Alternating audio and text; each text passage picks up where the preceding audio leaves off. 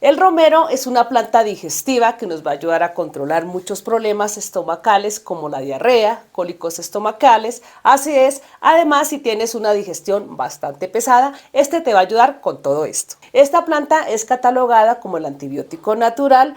También te trae muchos beneficios para tu salud. El problema es que todos quisiéramos tener una plantita de estas en casa, pero cuando la tenemos, esta se nos muere.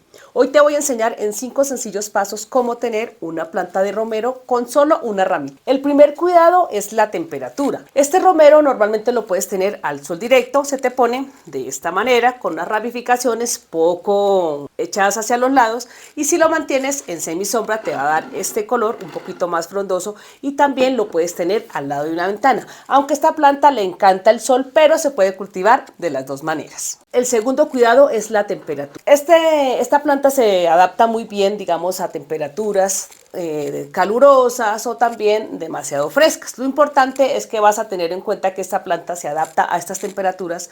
Normalmente cuando llevamos la planta pequeñita la sembramos y esta empieza a tener, digamos, esos cuidados básicos que les estoy enseñando el día de hoy, y así vamos a tener un romero saludable por mucho tiempo. El cuarto cuidado que debemos tener, y este sí es bastante fundamental. ¿Por qué? Porque resulta y pasa que cuando tenemos esta planta, es una planta que le gusta estar húmeda, digamos en terrenos donde son rocosos, debemos tener en cuenta que la debemos regar un poquito más rápido. Esta, por ejemplo, yo la riego cada tercer día, y ella permanece así, un poquito verdecita en la parte de arriba, y cuando dejo de regarla, entonces ella empieza a avisar en sus hojitas cómo a caerse las hojas, y sus tallos son bastante leñosos. Otro cuidado que debemos tener en cuenta, y este sí es importante, y debemos aprovechar esta parte. ¿Por qué?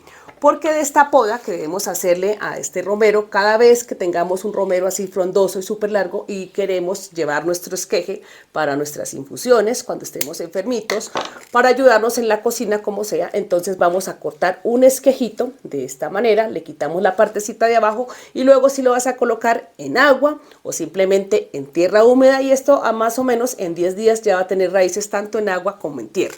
Bueno, ¿qué tanto le vas a quitar? Todas las puntas. ¿Para qué? Para que este nos empiece a dar más ramificaciones, y todas estas punticas de la parte de arriba las vamos a aprovechar para hacer nuevas plantas. El quinto cuidado, y quizás el más importante, es el abono. Esta planta necesita abono, nutrientes. ¿Por qué? Porque cada vez que necesitamos de esta planta simplemente vamos a utilizar el follaje, y esto es importante para que esta nos empiece a dar muchas más ramificaciones y más hojas.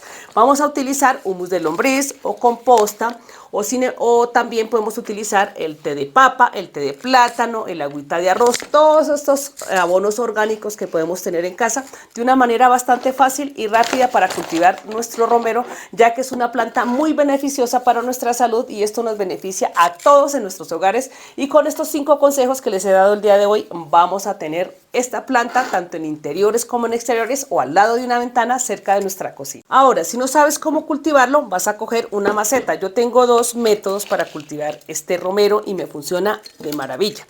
Bueno, esta tierra es una tierra abonada, tiene compost, humus de lombriz, un poquito de ceniza, o cualquier abono que tengas en casa, no importa si le pones tecito de papa o simplemente usas algún humus de lombriz, el que tengas en casa.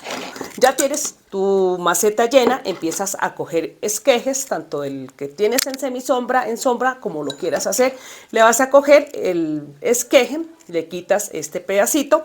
Yo trato de llenar la maceta que me quede más o menos 1 centímetro aquí en la parte de abajo. ¿Para qué? Para que cuando este empiece a enraizar, más o menos en 10 días, ya empiezo a ponerle un poquito más de abono hasta que este empiece a dar, digamos, estos colores así de hermosos. Entonces ahí vamos a tener en cuenta esto, que cómo lo vamos a reproducir cuando son esquejes así de largo. Y este, por ejemplo, si lo conseguimos en el mercado, digamos, cuando compramos nuestras aromáticas, pedimos unas ramitas de romero y le quitamos la partecita de abajo y lo vamos colocando de esta manera. Este romero es muy beneficioso digamos, cuando hacemos las infusiones, nomás el aroma, digamos, si lo quieres tener en tu cuarto, y lo colocas, digamos, en una olla con agua hirviendo, le colocas el agua, y este vapor que va soltando tiene un aroma bastante exquisito. Ahora, este también mi mamá lo utiliza mucho para los resfriados. Cuando tienen esos resfriados, colocan una olla con agua hirviendo y deja que este se evapore, y esto nos ayuda bastante. Bueno, aquí ya tenemos nuestro romero reproducido en tierra. ¿Qué pasa con este? Este lo vamos a dejar más o menos en 2, 3 días. Empezamos a regarlo abundantemente porque a este le encanta la humedad, y cuando ya sospeches de que está enraizado simplemente tratas de jalarlo y ya sabes que si él no sale es que ya está empezando a tener la raíz.